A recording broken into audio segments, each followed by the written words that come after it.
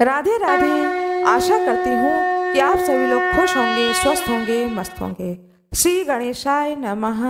माता लक्ष्मी और भगवान विष्णु की जय हो। आज मैं आप लोगों को बृहस्पतिवार व्रत कथा सुनाने जा रही हूँ।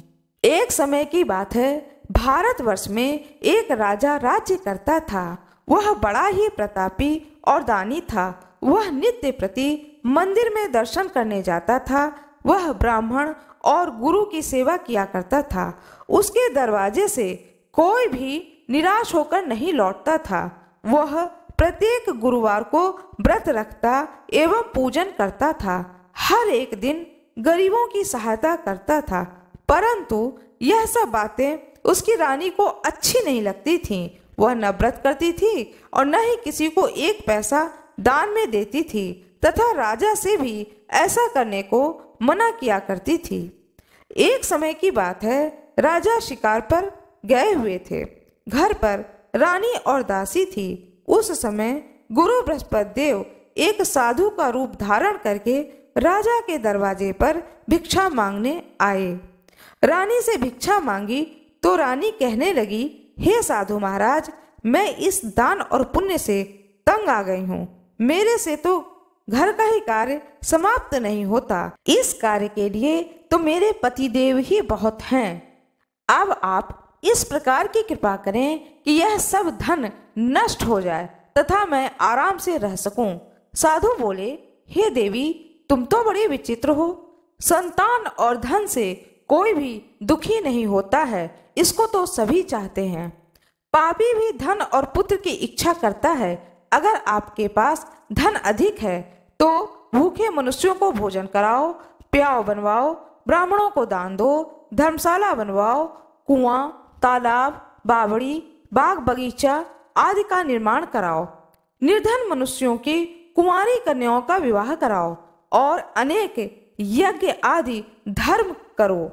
इस प्रकार के कर्मों से आपके कुल का और आपका नाम लोक और परलोक में सार्थक होगा एवं स्वर्ग की प्राप्ति होगी। आपके पितरों को मोक्ष की प्राप्ति होगी। मगर यह बातें उन रानी को अच्छी नहीं लगी। इन सब बातों को सुनकर वह रानी खुश नहीं हुई। वह बोली, हे साधु महाराज, ऐसे धन की भी क्या आवश्यकता जिसे मैं दूसरे मनुष्यों को दान दूं तथा जिसको रखने और संभालने में ही मेरा सारा समय बर्बाद हो जाए। साधु ने कहा, हे देवी, तुम्हारी ऐसी इच्छा है तो ऐसा ही होगा। मैं तुम्हें बताता हूँ, तुम वैसा ही करना। बृहस्पतिवार के दिन घर को गोबर से लीपना, अपने केशों को धोना, केशों को धोते समय स्नान करना, राजा से कहना कि वह हजामत बनवाए, भोजन में मांस मदिरा खाना, कपड़ा धोबी के यहाँ धुलने को डालना। इस प्रकार 7 बृहस्पतिवार करने से तुम्हारा समस्त धन नष्ट हो जाएगा। यह कह करके वह साधु महाराज वहां से अंतर ध्यान हो गए। रानी ने साधु के कहने के अनुसार वैसा ही किया। राजा से कहा कि हजामत बनाओ, घर में भोजन में मांस मदिरा डाला, कपड़ा धोबी के यहाँ धुलने को डाला।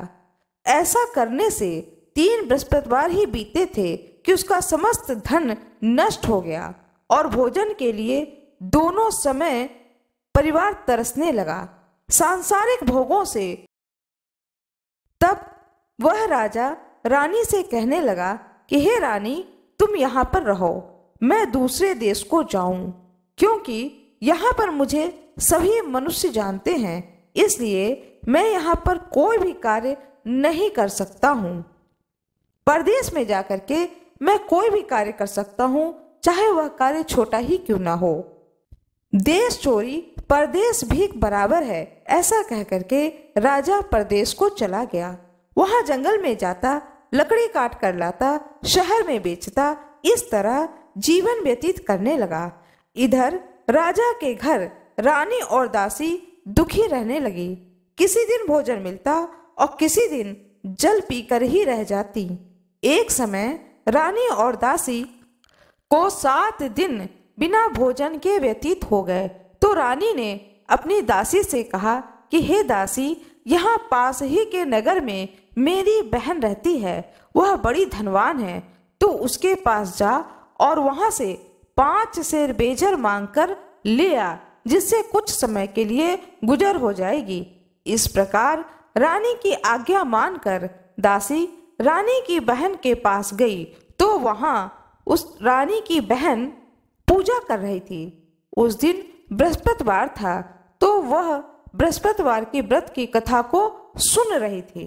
जब दासी ने रानी की बहन को देखा तो वह बोली, हे रानी, मुझे तुम्हारी बहन ने भेजा है, मेरे लिए 5 सेर बेजर दे दो। इस प्रकार दासी ने अनेक बार कहा, परंतु रानी की बहन ने कोई उत्तर नहीं दिया, क्योंकि वह उस समय बृहस्पतिवार की व्रत कथा सुन रही थी।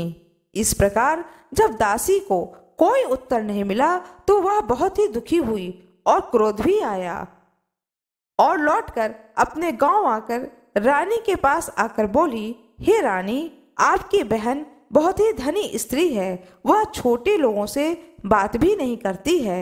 मैंने उनसे कई बार कहा, लेकिन उन्होंने मुझे कोई उत्तर नहीं दिया। तब मैं वापस चली आई। रानी बोली, हे दासी, इसमें उसका कोई दोष नहीं है। जब बुरे दिन आते हैं तब कोई सहारा नहीं देता है। अच्छे बुरे का पता विपत्ति में ही लगता है। जो ईश्वर की इच्छा होगी वही होगा, वह सब हमारे भाग्य का दोष है। इधर उस रानी ने देखा कि मेरी बहन की दासी आई थी, परंतु मैं गुरु भगवान की व्रत कथा को सुन रही थी, इस कारण मैंने उसकी किसी भी बात का कोई उत्तर नहीं दिया। वह अवश्य ही दुखी हुई होगी। ऐसा सोच करके प्रसाद को ग्रहण करके, जो वह बृहस्पतिवार की व्रत को कथा को सुन रही थी, उस कथा को समाप्त करके प्रसाद को लेकर के फिर रानी की बहन रानी के घर आई और रानी से पूछने लगी कि हे बहन, क्या बात है? तुम्हारी दासी मेरे घर आई थी, परंतु मैं बृहस्पति भगवान का व्रत कर रही थी। गुरु भगवान के व्रत कथा को पढ़ते समय, पूजन करते समय, कथा को सुनते समय न ही बोलते हैं और न ही उस जगह से उठते हैं। इस कारण से मैं कोई भी जवाब तुम्हारी दासी को नहीं दिया। कहो दासी, तुम किस प्रकार से मेरे घर आई थी? तब रानी बोली, हे बहन, हमारे घर में अनाज नहीं था। वैसे तुमसे कोई भी बात छिपी नहीं है, इस कारण मैंने दासी को तुम्हारे पास 5 सेर बेजर लेने के लिए भेजा था। रानी बोली, बहन देखो, बृहस्पति भगवान सबकी मनोकामना को पूर्ण करते हैं। देखो, शायद तुम्हारे घर में अनाज रखा हो। बहन बोली, रानी बोली, मैंने प्रातः काल उठकर ही अपने घर के सारे बर्तन देख लिए हैं, किंतु सारे बर्तन खाली हैं। मुझे मालूम है मेरे घर में अनाज नहीं है। तब रानी की बहन बोली कि अंदर जाकर देखो, गुरु भगवान की कृपा से हो सकता है तुम्हें तुम्हारे घर में अनाज प्राप्त हो जाए। बार बार बहन के कहने पर वह रानी उठी और जा करके अपने घर के अंदर देखा, तो देखती है कि एक घड़े में अनाज रखा हुआ है। इसको देख करके रानी और दासी बहुत ही खुश होती हैं और दासी कहने लगी, हे रानी देखो, वैसे तो जब हमको अन्न नहीं मिलता है तो हम रोज ही व्रत करते हैं। अगर आप अपनी बहन से बृहस्पतिवार की व्रत की विधि और कथा पूछ लें तो हम लोग उसे भी किया करेंगे। उस रानी ने अपनी बहन से पूछा कि हे बहन, बृहस्पतिवार के व्रत में बृहस्पतिवार के व्रत का क्या विधान है? रानी की बहन ने बताया कि बृहस्पतिवार के दिन बृहस्पति भगवान की पूजा की जाती है। उस दिन चने की दाल और मुनक्का से भगवान विष्णु का केले की जड़ में पूजन करनी चाहिए तथा दीपक जलाना चाहिए, पीला भोजन करना चाहिए और बृहस्पति भगवान की कथा को सुनना चाहिए। इस प्रकार पूजन करने से गुरु भगवान प्रसन्न होते हैं, अन्न, पुत्र, धन, यश देते हैं, सारी मनोकामनाओं को पूर्ण करते हैं। रानी और दासी दोनों ने निश्चय किया कि बृहस्पति भगवान का पूजन जरूर करेंगे। 7 रोज बाद जब बृहस्पतिवार का दिन आया तो उन्होंने बृहस्पति भगवान का व्रत रखा। घुड़साल में जाकर के चना गुड़ ले आई तथा केले की जड़ में भगवान विष्णु का पूजन किया। अब पीला भोजन कहाँ से आए तो बेचारी बड़ी ही दुखी हुई, परंतु उन्होंने व्रत किया था, इस कारण गुरु भगवान प्रसन्न थे। गुरु भगवान स्वयं 2 थाली में सुंदर पीला भोजन लेकर आए और दासी को दे करके बोले, हे दासी, यह तुम्हारे और रानी के लिए भोजन है, तुम दोनों करना। दासी भोजन पाकर बड़ी प्रसन्न हुई और रानी से बोली, चलो रानी, हम लोग भोजन करते हैं। रानी को इस विषय में कुछ भी पता नहीं था, इसलिए वह दासी से बोली, तू ही भोजन कर, क्योंकि तू हमारी व्यर्थ में हंसी उड़ाती है। दासी बोली, एक महात्मा भोजन दे के गया है। रानी कहने लगी, वह भोजन तेरे लिए ही दे गया है, तू ही भोजन कर। दासी ने कहा कि वह महात्मा हम दोनों के लिए 2 थालों में भोजन देकर गए हैं, इसलिए हम और तुम दोनों साथ साथ भोजन करेंगे। इस प्रकार रानी और दासी दोनों ने गुरु भगवान को नमस्कार कर भोजन आरंभ किया तथा प्रत्येक बृहस्पतिवार को गुरु भगवान का व्रत और भगवान विष्णु का पूजन करने लगी। बृहस्पति भगवान की कृपा से रानी और दासी के पास धन हो गया। रानी फिर उसी प्रकार से आलस करने लगी। तब दासी बोली, देखो रानी, तुम पहले इस प्रकार आलस करती थी, तुम्हें धन के रखने में कष्ट होता था, इस कारण सभी धन नष्ट हो गया। अब गुरु भगवान की कृपा से धन मिलता है तो फिर तुम्हें आलस होता है। बड़ी मुसीबतों के बाद हमने यह धन पाया है, इसलिए हमें दान पुण्य करना चाहिए, भूखे मनुष्यों को भोजन कराना चाहिए, प्यार लगवाओ, ब्राह्मणों को दान दो, कुआं, तालाब, बावड़ी आदि का निर्माण करो, मंदिर, पाठशाला बनवाओ, कुंवारी कन्याओं का विवाह, धन को शुभ कार्यों में खर्च करो, जिससे तुम्हारे कुल का यश बढ़े तथा स्वर्ग की प्राप्ति हो और पितर प्रसन्न हो। तब रानी ने इसी प्रकार के कर्म करने आरंभ कर दिए। तब तो काफी यश फैलने लगा। एक दिन रानी और दासी विचार करने लगी, न जाने राजा किस दशा में होंगे, उनकी कोई खोज खबर नहीं है। गुरु भगवान से उन्होंने प्रार्थना की। भगवान ने रात्रि में राजा को स्वप्न में कहा, हे राजा, उठ, तेरी रानी तुझको याद करती है, अपने देश को चला जा। राजा प्रातः काल उठा और विचार करने लगा कि स्त्री जाति खाने और पहनने की ही साथी होती है, पर भगवान की आज्ञा को मान करके वह अपने नगर के लिए चलने को तैयार हुआ। इससे पूर्व जब राजा परदेश चला गया था तो दुखी रहने लगा। प्रतिदिन जंगल में से लकड़ी बीनकर लाता और उन्हें शहर में बेचकर अपने दुखी जीवन को बड़ी कठिनता से व्यतीत करता था। एक दिन राजा अपनी पुरानी बातों को याद करके दुखी होकर के रोने लगा।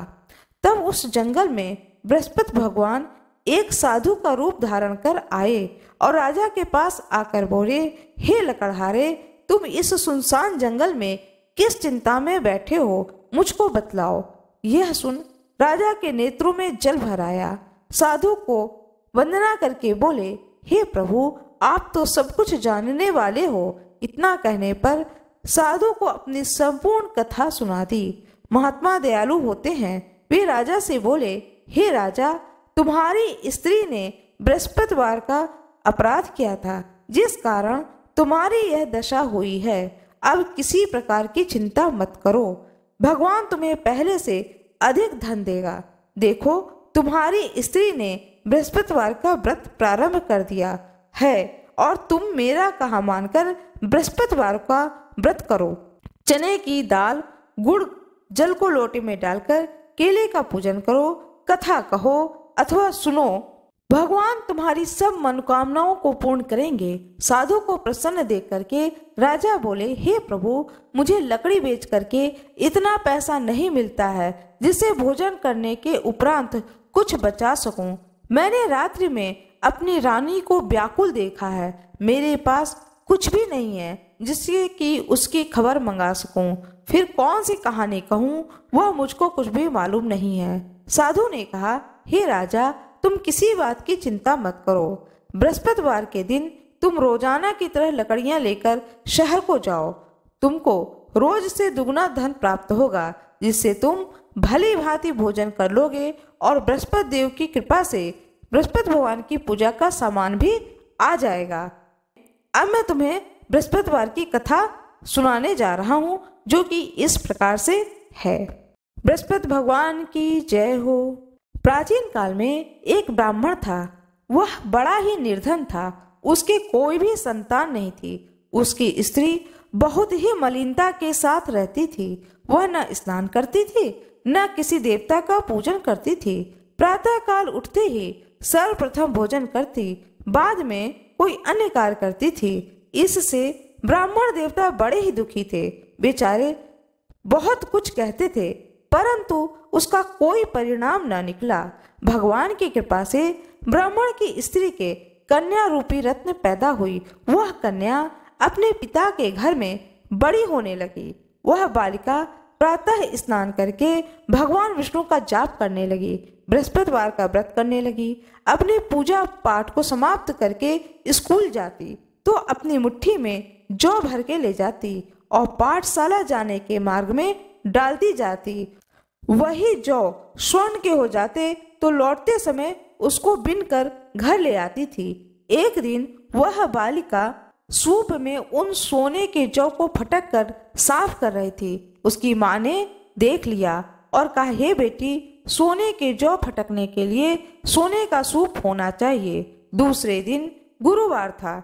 इस कन्या ने व्रत रखा और बृहस्पति देव से प्रार्थना की कि हे प्रभु, मैंने आपकी पूजा यदि सच्चे मन से की है तो मेरे लिए सोने का सूप दे दो। बृहस्पति देव ने उसकी प्रार्थना को स्वीकार कर ली और रोज की तरह कन्या जौ फैलाती हुई जाने लगी। जब लौटकर जौ बिन रही थी तो बृहस्पति देव की कृपा से सोने का सूप उसे मिल गया। वह सूप लेकर के घर आ गई और उससे जौ साफ करने लगी, परंतु उसकी माँ का वही ढंग रहा। एक दिन की बात है, कन्या सोने के सूप में जौ साफ कर रही थी। उस समय उस शहर का राजपुत्र वहां से होकर निकला। इस कन्या के रूप और कार्य को देख करके वह मोहित हो गया तथा अपने घर जाकर भोजन और जल को त्याग कर उदास होकर के लेट गया। राजा को जब इस बात का पता चला तो अपने प्रधानमंत्रियों के साथ में अपने पुत्र के पास गए और बोले, हे बेटा, तुम्हें किस बात का कष्ट है? किसी ने अपमान किया है अथवा कोई और कारण है तो मुझसे कहो। मैं वही कार्य करूंगा जिससे कि तुम्हें प्रसन्नता हो। अपने पिता की बातों को सुनकर राजकुमार ने कहा कि पिताजी, मुझे आपकी कृपा से किसी बात का दुख नहीं है। किसी ने मेरा अपमान नहीं किया है, परंतु मैं उस लड़की के साथ में विवाह करना चाहता हूँ जो सोने के सूप में जौ को साफ कर रही थी। यह सुन राजा को बड़ा ही आश्चर्य हुआ और वह बोला, हे बेटा, इस तरह की कन्या का पता तुम ही बताओ, मैं उसके साथ तुम्हारा विवाह अवश्य ही करवा दूंगा। राजकुमार ने उस लड़की के घर का पता बतलाया। मंत्री उस लड़की के घर गए और ब्राह्मण की कन्या का विवाह राजकुमार के साथ में संपन्न हो गया। कन्या के घर से जाते ही पहले की भांति ब्राह्मण देवता के घर में गरीबी का निवास हो गया। अब भोजन के लिए भी अन्न बड़ी मुश्किल से मिलता था। एक दिन दुखी होकर ब्राह्मण देवता अपनी पुत्री के पास गए। बेटी ने पिता की दुखी अवस्था को देखकर अपनी माँ का समाचार पूछा। तब ब्राह्मण ने सभी हाल कहा और कन्या ने बहुत सा धन दे करके अपने पिता को विदा कर दिया। इस तरह ब्राह्मण का कुछ समय सुखपूर्वक व्यतीत हुआ। कुछ दिन बाद फिर वही हाल हो गया। ब्राह्मण फिर अपनी कन्या के यहाँ गया और सभी हाल कहा तो वह लड़की बोली, हे पिताजी, आप माताजी को यहाँ लिवा लाओ, मैं उन्हें सारी विधि बता दूंगी जिससे घर की गरीबी ही दूर हो जाएगी। वह ब्राह्मण देवता अपनी स्त्री को साथ लेकर पहुंचे। पुत्री अपनी माँ को समझाने लगी, माँ, तुम प्रातःकाल उठकर प्रथम स्नान आदि करके भगवान विष्णु का पूजन करो तो सब दरिद्रता दूर हो जाएगी। परंतु उसकी माँ ने एक भी बात अपनी बेटी की नहीं मानी और प्रातः काल उठकर अपनी पुत्री के बच्चों का जूठन खा लिया। एक दिन उसकी पुत्री को बहुत गुस्सा आया और माँ को एक कोठरी में बंद कर दिया। प्रातः काल उसमें से निकाला तथा स्नान आदि करा के पूजा पाठ करवाया तो उसकी माँ की बुद्धि ठीक हुई और माँ भी बृहस्पति भगवान के व्रत को करना आरंभ कर दिया, जिससे कि उसकी माँ भी बहुत धनवान तथा पुत्रवती हो गई। बृहस्पति जी के प्रभाव से स्वर्ग को प्राप्त हुई तथा वह ब्राह्मण भी सुख पूर्वक इस लोक के सुख को भोग कर स्वर्ग को प्राप्त हुए। इस तरह कहानी कह करके साधु देवता वहां से लोप हो गए। धीरे धीरे समय व्यतीत होने पर फिर वही बृहस्पतिवार का दिन आया। राजा जंगल से लकड़ी काटकर किसी शहर में बेचने गया तो उसे उस दिन से अधिक धन प्राप्त हुआ। राजा ने चना गुड़ आदि लाकर बृहस्पतिवार का व्रत किया, किंतु जब दूसरा बृहस्पतिवार का दिन आया तो वह राजा व्रत करना भूल गया। इस कारण बृहस्पति भगवान राजा से नाराज हो गए। उस दिन उस नगर के राजा ने विशाल यज्ञ का आयोजन किया तथा शहर में यह घोषणा करा दी कि कोई भी मनुष्य अपने घर में भोजन ना बनाए तथा आग भी न जलाएं। समस्त लोग मेरे यहाँ भोजन करने आए। इस आज्ञा को जो नहीं मानेगा उसके लिए फांसी की सजा दी जाएगी। इस तरह की घोषणा संपूर्ण नगर में करवा दी गई। राजा की आज्ञा के अनुसार नगर के सभी लोग भोजन करने राजा के यहाँ गए, लेकिन लकड़हारा कुछ देर से पहुंचा, इसलिए राजा उसको अपने साथ घर लिवा ले गए और ले जाकर के भोजन करा रहे थे। तभी रानी की दृष्टि उस खूंटी पर पड़ी जिस पर रानी का हार लटका हुआ था। वह वहां पर दिखाई नहीं दिया तो रानी ने निश्चय किया कि मेरा हार इस मनुष्य ने चुरा लिया है। उसी समय पुलिस बुलवा करके उसको जेल खाने में डलवा दिया। जब राजा जेल खाने में गया तो उसे बहुत ही दुख हुआ। वह दुखी होकर के विचार करने लगा कि मैंने कौन से ऐसे बुरे कर्म किए हैं जिसके कारण से मेरे लिए इतना दुख प्राप्त हुआ। उसी साधु को याद करके रोने लगा जो कि जंगल में मिला था। उसी समय तत्काल बृहस्पति देव साधु के रूप में प्रकट हो गए और राजा की दशा को देखकर कहने लगे, अरे मूर्ख, तूने बृहस्पति देवता की कथा नहीं की, इसी कारण तुम्हें दुख की प्राप्ति हुई है। अब चिंता मत करो, बृहस्पति देव की पूजा करना, तेरे सारे कष्ट दूर हो जाएंगे। बृहस्पतिवार के रोज 4 पैसे मिले। राजा ने कथा कही। उसी रात्रि को बृहस्पति देव ने उस नगर के राजा को स्वप्न में कहा, हे राजा, तुमने जिस आदमी को जेल खाने में बंद कर दिया है वह निर्दोष है, वह राजा है, उसे छोड़ देना। रानी का हार उसी खूंटी पर लटका हुआ है। अगर तू ऐसा नहीं करेगा तो मैं तेरे राज्य को नष्ट कर दूंगा। राजा प्रातः काल उठा और खूंटी पर हार टंगा देख करके वह लकड़हारे को बुला करके क्षमा मांगी और राजा को योग्य सुंदर वस्त्र आभूषण देकर विदा किया। गुरुदेव की आज्ञा के अनुसार राजा अपने नगर को चल दिए। राजा जब नगर के निकट पहुंचे तो उसे बड़ा ही आश्चर्य हुआ। नगर में पहले से अधिक बाग, तालाब, कुएं तथा बहुत सी धर्मशाला, मंदिर आदि बने हुए थे। राजा ने पूछा लोगों से कि यह किसका बाग है और किसका धर्मशाला है। तब नगर के सब लोग कहने लगे कि यह सब रानी और दासी के हैं। तो राजा को बड़ा ही आश्चर्य हुआ और गुस्सा भी आया। जब रानी को पता चला कि राजा आ रहे हैं तो उसने दासी से कहा, हे दासी, देखो राजा हमको कितनी बुरी हालत में छोड़ के गए थे। वह हमारी ऐसी दशा देख करके लौट न जाएं, इसलिए तुम दरवाजे पर ही खड़ी हो जाओ। आज्ञा अनुसार दासी दरवाजे पर खड़ी हो गई। राजा आए तो उन्हें अपने साथ लिवा लाई। तब राजा ने क्रोध करके अपनी तलवार निकाली और पूछने लगे कि यह बतलाओ कि यह धन तुमने कैसे प्राप्त किया। तब रानी बोली कि यह सब धन हमें बृहस्पति देव के व्रत के प्रभाव से प्राप्त हुआ है। राजा ने निश्चय किया कि 7 रोज बाद तो सभी बृहस्पति देव का पूजन करते हैं, परंतु मैं रोजाना दिन में 3 बार कहानी कहा करूंगा तथा रोज व्रत किया करूंगा। अब हर समय राजा के दुपट्टे में चने की दाल बंधी रहती थी तथा दिन में 3 बार कहानी कहते थे। एक रोज राजा ने विचार किया कि चलो मैं अपनी बहन के यहाँ हो आता हूँ। इस तरह निश्चय कर राजा घोड़े पर सवार हो अपनी बहन के यहाँ चलने लगे। मार्ग में उनने देखा कि कुछ आदमी एक मुर्दे को लिए जा रहे हैं। राजा ने उन्हें रोककर कहा कि अरे भाइयों, मेरे बृहस्पतिवार की कथा को सुन लो। वे बोले, हमारा तो आदमी मर गया है, इसको अपनी कथा की पड़ी है। मार्ग में राजा ने देखा कि कुछ आदमी एक मुर्दे को लिए जा रहे हैं। उन्हें रोक करके राजा कहने लगे, अरे भाइयों, मेरे बृहस्पति देव की कथा सुन लो। वे बोले, हमारा तो आदमी मर गया है, इसको अपनी कथा की पड़ी है। परंतु कुछ आदमी बोले, अच्छा कहो, हम तुम्हारी कथा भी सुनेंगे।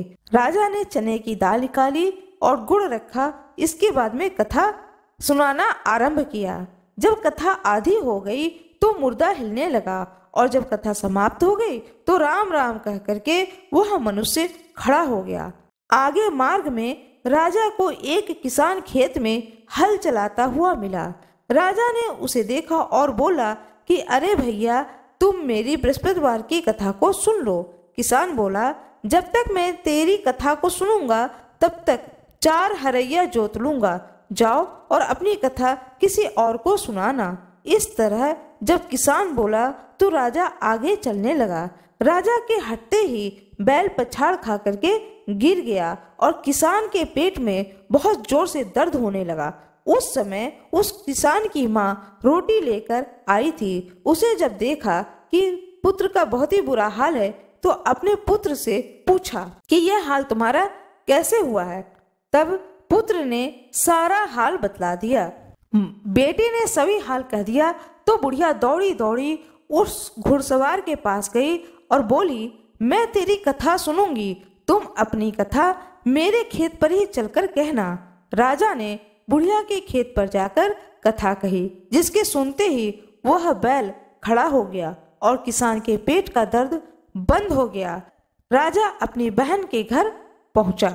बहन ने भाई की खूब मेहमानी की और दूसरे रोज प्रातः काल राजा जगा तो वह देखने लगा कि यहाँ पर सब लोग भोजन कर रहे हैं। राजा ने अपनी बहन से कहा कि ऐसा कोई मनुष्य नहीं है जिसने भोजन न किया हो और वह व्यक्ति मेरे बृहस्पतिवार की कथा को सुन ले। बहन बोली, हे भैया, यह देश ही ऐसा है, यहाँ लोग पहले भोजन करते हैं, बाद में अन्य कार्य करते हैं। अगर कोई पड़ोस में हो तो मैं देखाऊं।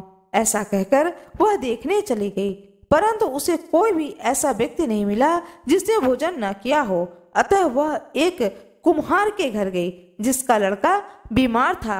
उसे मालूम हुआ कि उनके यहाँ 3 रोज से किसी ने भोजन नहीं किया है। रानी ने अपने भाई को कथा सुनने के लिए कुम्हार से कहा। वह किसान तैयार हो गया। राजा ने जाकर बृहस्पतिवार की कथा कही, जिसको सुनकर उस कुम्हार का लड़का ठीक हो गया। अब तो राजा की प्रशंसा होने लगी। एक दिन राजा ने अपनी बहन से कहा कि हे बहन, हम अपने घर को जाएंगे, तुम भी तैयार हो जाओ। राजा की बहन ने अपनी सास से कहा तो सास बोली, हाँ तुम चली जाओ, परंतु अपने लड़कों को मत ले जाना, क्योंकि तेरे भाई के कोई औलाद नहीं है। बहन ने अपने भाई से कहा कि भैया, मैं तो चलूंगी, लेकिन कोई बालक नहीं जाएगा। राजा बोला, जब कोई बालक ही नहीं जाएगा तब तुम ही क्या करोगी। बड़े दुखी मन से राजा अपने नगर को लौट आया। राजा ने अपनी रानी से कहा कि हम निर्वंशी राजा हैं, हमारा मुंह देखने का धर्म नहीं है और कुछ भोजन आदि नहीं किया। रानी बोली, हे प्रभु, बृहस्पति देव ने हमें सब कुछ दिया है तो हमें औलाद भी अवश्य ही देंगे। उसी रात बृहस्पति देव ने राजा को स्वप्न में कहा कि हे राजा, उठ, सभी सोच को त्याग दे, तेरी रानी गर्भ से है। राजा को यह बात सुनकर के बड़ी ही खुशी हुई। 9वें महीने में रानी के गर्भ से एक सुंदर पुत्र हुआ। तब राजा बोला, हे रानी, स्त्री बिना भोजन के रह सकती है, परंतु बिना कहे नहीं रह सकती है। जब मेरी बहन आए तुम उससे कुछ मत कहना। रानी ने सुनकर हाँ कर दिया। जब राजा की बहन ने यह शुभ समाचार सुना तो वह बहुत खुश हुई तथा बधाई लेकर अपने भाई के यहाँ आई।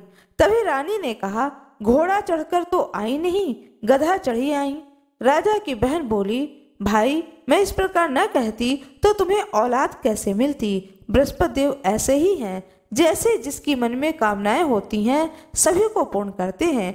जो सद्भावना पूर्वक बृहस्पतिवार का व्रत को रखते हैं एवं कथा पढ़ते हैं अथवा कथा सुनाते हैं अथवा कथा को दूसरे को सुनाते हैं, बृहस्पति देव उसकी सभी मनोकामनाओं को पूर्ण करते हैं। भगवान बृहस्पति देव उसकी सदैव रक्षा करते हैं। संसार में सद्भावना से भगवान जी का पूजन व्रत सच्चे हृदय से जो करते हैं उनकी सभी मनोकामनाएं पूर्ण करते हैं। जैसे सच्ची भावना से रानी और राजा ने उनकी कथा का गुणगान किया तो बृहस्पति देव ने उनकी सभी इच्छाओं को पूर्ण किया। इसी प्रकार सब कथा सुनने वालों के और कथा सुनाने वालों के बृहस्पति भगवान सारी मनोकामनाओं को पूर्ण करें।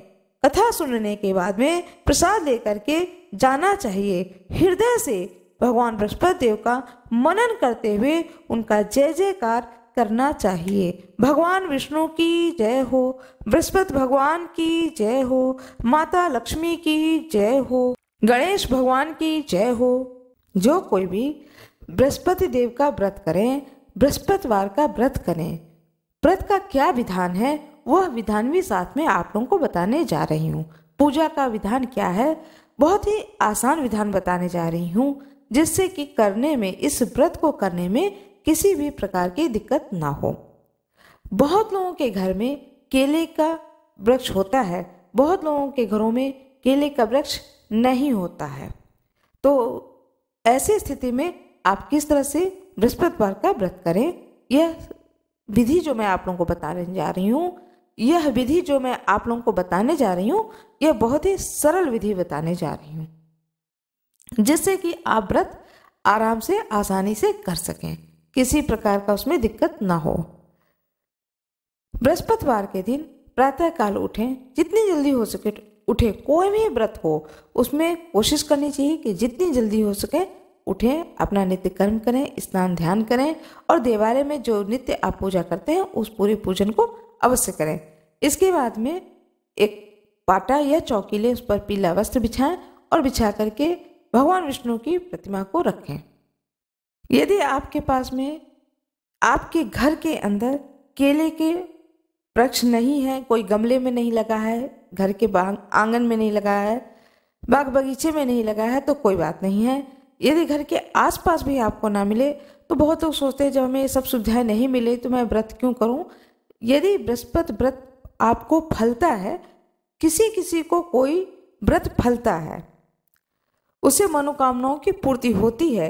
यदि ऐसी स्थिति है और ये सुविधाएं नहीं है तो आप व्रत जरूर धारण करें। भगवान विष्णु की वह फोटो को लें जिसमें कि केले के वृक्ष के नीचे सभी लोग पूजा कर रहे हैं और केले के वृक्ष फोटो में दिखाएंगे कि वृक्ष बना हुआ है और वृक्ष के अंदर ही भगवान विष्णु की फोटो बनी हुई है। ऐसा फोटो बाजार से आप खरीद कर लाएं और उसे उस पाटे पर रखें। इससे आपको केले के वृक्ष को ढूंढने की जरूरत नहीं पड़ेगी। और उस फोटो का विधि विधान पूर्वक भगवान विष्णु का पूजन करें। जो वृक्ष है उस पर भी जल छिड़के, फूल से जल छिड़का जाता है तो फूल से फोटो पे जल छिड़के, चंदन लगाएं, पीला चंदन लगाएं, भगवान विष्णु के माथे पे पीले चंदन से तिलक करें। जो केले का वृक्ष का फोटो है उस पर भी पीला चंदन लगाएं। और जितने भक्तगण बैठ करके पूजा कर रहे हैं, ऐसा फोटो आता है तो उन सभी भक्तों के माथे पर पीला चंदन का तिलक लगा दें। फूल चढ़ाएं, पीला फूल चढ़ाएं। पीला फूल ना मिले तो जो भी फूल मिले उस फूल को चढ़ाएं। कटोरी में भोग के लिए रखें चने की दाल, मुनक्का और गुड़। इसे कटोरी में इन तीन चीजों को और साथ में तुलसी दल डाल करके भोग के लिए सामने रखें। दीपक जलाएं, धूप बत्ती जलाएं और फल, जो भी आपके पास में फल हो, ऋतु फल हो, उस ऋतु फल को उस पाटे पे रख करके भगवान के सामने भोग स्वरूप रखते हैं। इसके बाद में 11 बार ओम गण गणपते नमः, ओम गण गणपते नमः, ओम गण गणपते नमः, ओम गण गणपते नमः, ओम गण गणपते नमः, ओम गण गणपते नमः, ओम गण गणपते नमः। भगवान गणेश को अवश्य ही याद करें। इसके बाद में आप बृहस्पति भगवान के जो व्रत कथा है उसको पढ़ें अथवा सुने। कोशिश करनी चाहिए कि स्वयं भी पीले रंग का ही वस्त्र धारण करें। स्वयं के माथे पर भी जो चंदन आपने भगवान को लगाया है उसी उंगली से चंदन का टीका अपने माथे पर भी लगा लें और बैठ करके भगवान का कथा सुने। कोई भी जब कथा सुनी जाती है तो हाथ में पुष्प ले लेना चाहिए, अक्षत ले लेना चाहिए। खाली हाथ कभी भी कथा नहीं सुननी चाहिए। आशा करती हूँ कि आप लोगों को यह बृहस्पतिवार की व्रत कथा अवश्य ही अच्छी लगी होगी। कृपया वीडियो को लाइक जरूर करिएगा, चैनल को सब्सक्राइब करिएगा, बेल आइकन अवश्य ही दबाइएगा। आप सभी लोगों का बहुत बहुत धन्यवाद।